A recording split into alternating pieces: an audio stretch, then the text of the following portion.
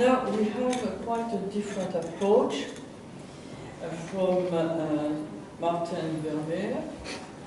Maarten Vermeir is a student, a PhD student, and in this paper is highlighting the presence and articulation of ideas related to the Devotio Moderna in the book of Utopia. He holds a Master of Arts in Latin, Linguistics and Literature from the Free University of Brussels, and he has an Advanced Master in Medieval and Renaissance Studies from the KUL, the Catholic University in Leuven. Thank you, Ryan. Good afternoon. Two Renaissance works serve me well as interpretation keys for Thomas More's Book of Utopia. My first interpretation key will always remain Desiderius Erasmus' Praise of Folly or Moriae Encomium. As you all know, Erasmus wrote his Praise of Folly in the house of More, and the narrator of his praise, Lady Stultitia or Moria, is ironically linked to the name of Thomas More. Lady Moria orates a great amount of nonsense, but through Erasmus' fine irony and at the same time a great deal of wise and rightful criticism on aspects and figures of his contemporary society. At the end of her praise, Stultitia speaks also about a deeper mystical Christian folly, and considering similar statements by Erasmus in other works like his Enchiridion Militis Christiani, these statements of Lady Stultitia were seriously meant by Erasmus. Also in Thomas More's Utopia, we can recognize a mixture of serious ideas through the eyes of More and Erasmus about the institution of the state, the institution of the church, religion and tolerance, social care, culture and international relations, with also nonsensical ideas to their opinion, the economic system and travel restrictions inside the utopian state. A search for their ideas on these points through other works and their personal orientations makes the recognition of such mixture unavoidable. In Utopia, we can probably find more serious concepts than nonsensical in their eyes, and although this partition was reversed in the earlier Praise of Folly, the family similarity on these points remain paramount and crucial to a correct understanding.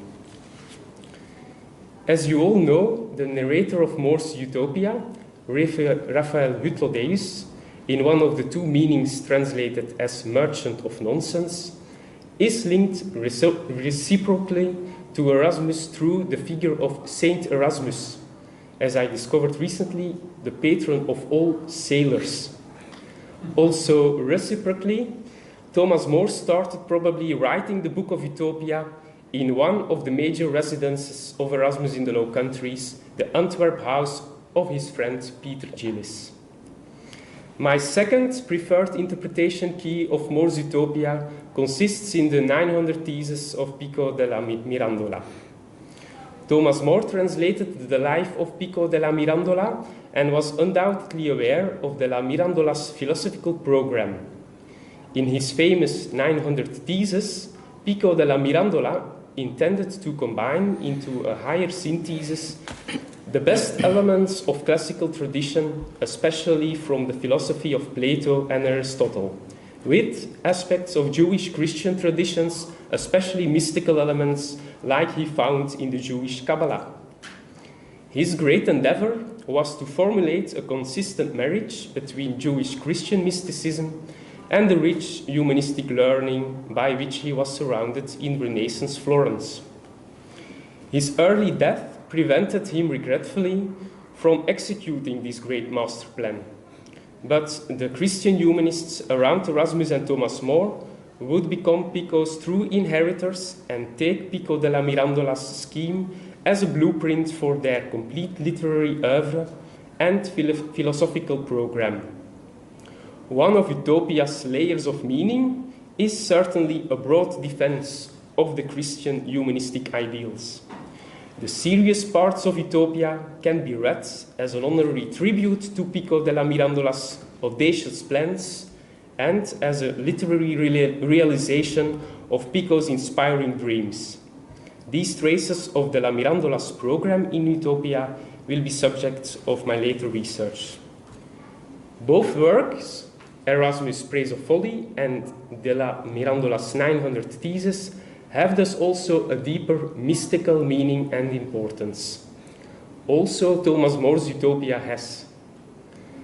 As a religious community, Utopia knows only a few strict and unbreakable rules for the religious life of its citizens.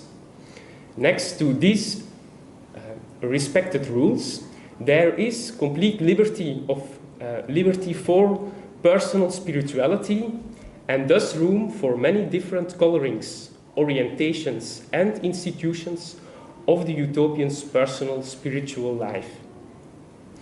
In this way, each utopian is also destined and commissioned to set out on a personal spiritual journey, encouraged by the daily contact between the elder and the children or youngsters, sitting daily side by side with every meal. This is also the foundation of Utopia's religious tolerance and freedom. The undeniable points of belief, the eternal soul, divine providence, and the punishment of vices and rewarding of virtues after this life have to be respected by all utopians, and all personal, by definition different additions in respect of these rules are tolerated in the utopian state. These undeniable points were instituted by Utopius himself, and public challenges outside the closed company of priests and officials are punished severely to safeguard the common interest and public order of the state. So the gap between the institution of utopian tolerance and later political actions of Thomas More is therefore less deep, less broad, than often depicted. Seeing the revolutionary broad scale on which the Christian humanists promoted their cultural, political, and spiritual religious agenda for the entire Respublica Christiana, the promotion of their religious and spiritual ideas is in se also revolutionary in Utopia. As stated here already, a key manifesto of the Christian humanistic ideals, and through the force of fiction, a wide applicable exemplum for all states and peoples insights inspired by Thomas More magnum opus. This is why Sanford Kessler stated that his reading of Utopia shows that modern religious freedom has Catholic Renaissance roots. The printing scale and literary philosophical reach of this religious and spiritual promotion was indeed unprecedented. These ideas, however, were not original. The roots of Utopia's religious freedom and personal spirituality can be traced back to the great mystical traditions of the Low Countries and the neighboring Rhineland. Okay. One of the three books anyone should read, according to Thomas More, was The Imitation of Christ by Thomas à Kempis, a prominent representative of the modern devotion. Also, Jean-Claude Margolin found striking similarities between The Imitation of Christ and Erasmus Enchiridion Militis Christiani, stating at the same time that the major cause of these similarities could be the shared background, the shared context of the modern devotion, in which also Erasmus grew up and was educated as a child and youngster, in my view, decisively for his later religious and spiritual views and writings. However, he has indeed He had indeed also bad experiences with figures formally connected to the modern devotion. This movement, started by Geert Groote, was really significant and inspiring for Erasmus too. Geert Groote founded the first houses of the Brethren and Sisters of the Common Life in 1374 and 1383, echoed in Utopia in the two religious schools, and through the shared common property inside Geert Groote's households, maybe even in the entire economic institution of the utopian state.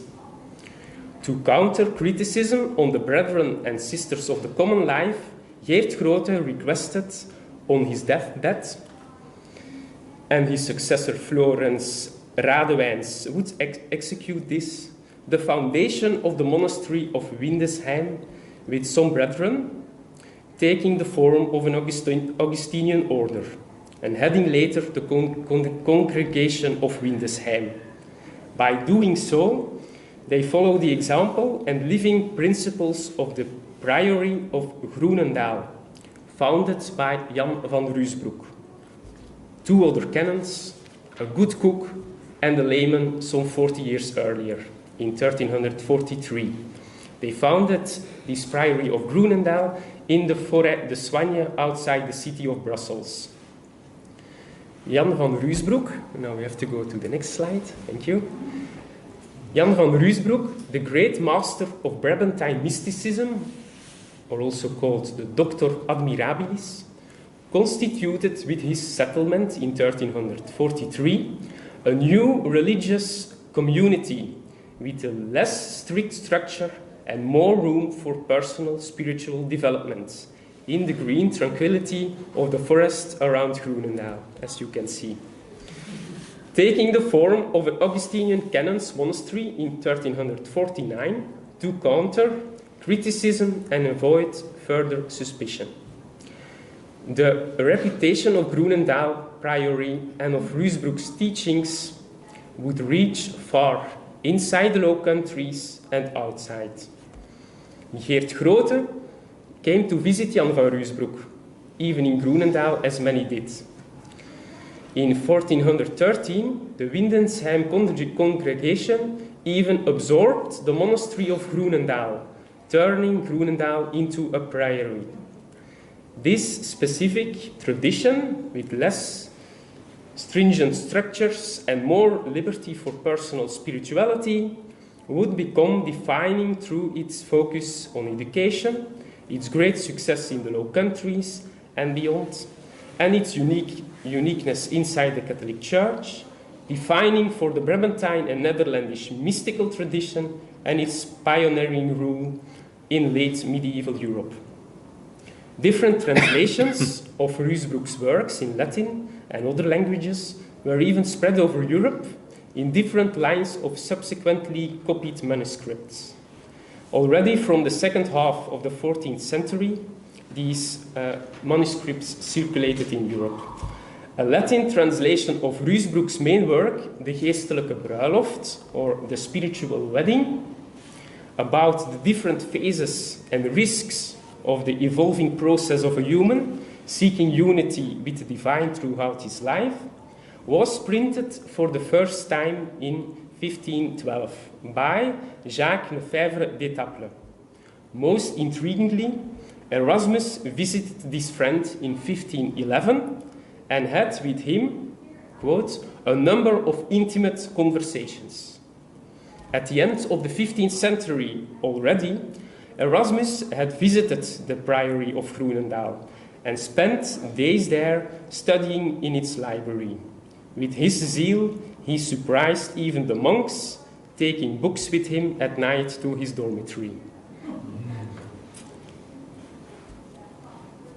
So it is certainly possible that around 1515, both Erasmus and Thomas More knew the works of Ruusbroek very well from first hand, not only through works of Moderna Devotia's protagonists like Thomas à Kempis, inspired also by Geert Groote and Ruusbroek himself. Also, other key aspects of utopian society can be linked to the Brabantine mysticism of Jan van Ruysbroek. As the political system of Utopia was inspired by the joyous entries of Brabant from 1356, Jan van Ruysbroek received the grounds for his firstly settled community in Groenendaal directly from Duke Jan III, who would also allow, at the end of his life, the composition of the first joyous entry in 1356, arranging the succession of his daughter.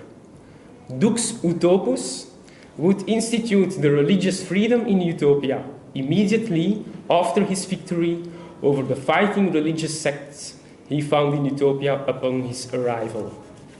Ruysbroek would write also his most influential book, De Geestelijke Bruiloft, in the preceding decades. As architect of the tower and the enlargement of the City Hall of Brussels, one of the 4 capitals of Brabant, in the mid of the 15th century, this, as architect of this tower and enlargement, was even chosen Jan van Ruysbroek by name, referring to the mystical master. Also, Pierre d'Ailly and Jean Gerson, the fathers of conciliarism, as found in the institution of the Utopian Church, were directly familiar with the Brabantine mysticism of Ruysbroek. Jean Gerson had a keen interest in the teachings of the Brabantine master, and even discussed eagerly about the detailed topic of his learning. Pierre d'Ailly followed these engagements of his pupil from a first-row seat as the Bishop of Cambrai, under whose ecclesiastical jurisdiction the Priory of Groenendaal fell, integrating into the congregation of Windesheim under his watch. The civic humanism, both political and religious, of Utopia was in many aspects closely related to and inspired by this Netherlandish civic humanism. And this connection will be treated in my further research exhaustively. Certain elements strengthen these bonds between Moor's Utopia and the Low Countries, to paraphrase the title of my RSA conference paper for Moriana 2 in New York 2014. In Jean de Marais' prefatory poem for Utopia, the different gifts and talents of different European countries are attributed to the state of Utopia. Only one country is missing in this overview, the Low Countries, showing a collision and combination into a higher synthesis of the different cultural traditions strongly present there. For Pico della Mirandola and his program, the Low Countries would have constituted a true dreamland in this perspective, a cultural laboratory Erasmus and Thomas More have encountered directly. As Marissa Bas stated recently, the group around Gerhard Geldenauer, also engaged in the first publication of Utopia, Geldenauer and his circle were excited about the discovery that Roman writers, such as Julius Caesar, Pliny the Elder, and Tacitus, had long ago described the Netherlands as a body of land surrounded on all sides by water. And in Anemolius' prefatory poem for Utopia, we find the statement that Utopia is a rival of Plato's Republic, perhaps even a victor over it. And the reason is that what he delineated in words, Utopia alone have exhibited in men and resources and laws of surpassing excellence. I recently counted all the places considered as real cities in the Duchy of Brabant and in the connected territories. And this calculation resulted in the number of 54 cities, the same number as the number of cities in Utopia. Together with the political protection offered by Chancellor Jean Le Sauvage, this is why I believe the first edition of Utopia was printed in Leuven, why Utopia's opening scenery is situated in the Brabantine city of Antwerp, and why Thomas More requested Erasmus to provide him with politicians of the Low Countries as writers of prefatory letters for Utopia. These places have their interpretive meaning and significance. Indeed, Thomas More's embassy to the Low Countries was truly an utopian embassy. Thank you for your attention.